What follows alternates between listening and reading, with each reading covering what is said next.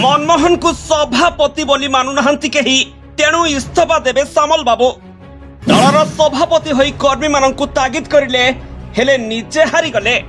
गुहा मुंडा कपिला कही थट्टा कले लोके चिंतार एबे मोहन माझी। तेणु मनमोहन को सभापति न करी गलकंकु कर सभापति दलीय नेता करिले दाबी।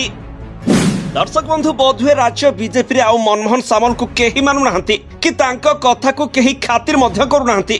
तेणु एबे रागी जाई इस्तीफा देबाकू मने मने स्थिर करिसंती सामल बाबू। जहा एबे किछि दलीय कर्मी माननक मुहरु सुनिबा पई मिलुछि। काहेकि ना तांकर कर्मी माननक प्रति कथा कहिबार शैली आ ढंग बागकू देखि किछि कर्मी माने एबे रागी गलेनी।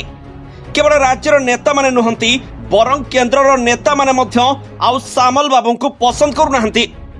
तेणु एसबू सामल बाबूंक कानरे पड़िथिबारु दल तांकू सभापति पदरु बाहर करबा आगरु से तांको आडू इस्तीफा देबाकू चिंता करुछंती बोली सुनिबा पाई मिलुछि। तेबे सबुठारु बड़ कथा हेउछि जे निजे सभापति होई मध्य साधारण निर्वाचन रे से हारि जाइछंती।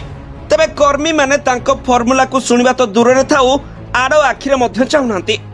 कर्मी मानक कहिबा कथा हला सामल बाबू खाली कुहंती हेले केही काम को से नुहंती बोली कही परखेरे तांको कुहा मुंडा कपिला कही आलोचना मध्य करुछंती।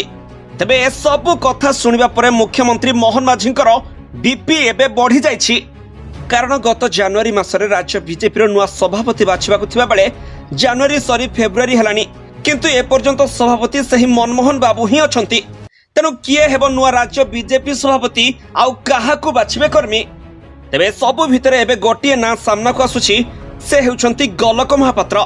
ए सबु समस्या को समाधान करि परिबे केवल गोटे लोक से हेउछंती गलक बाबू जे कि एबेकार राज्य बीजेपी उपसभापति भाबरे कार्यभार संभाळुछंती।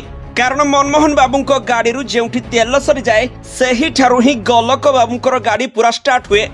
अर्थात जेउठारे सामल बाबू फेल मारंती सेठी महापात्र बाबू संभाली नियंती।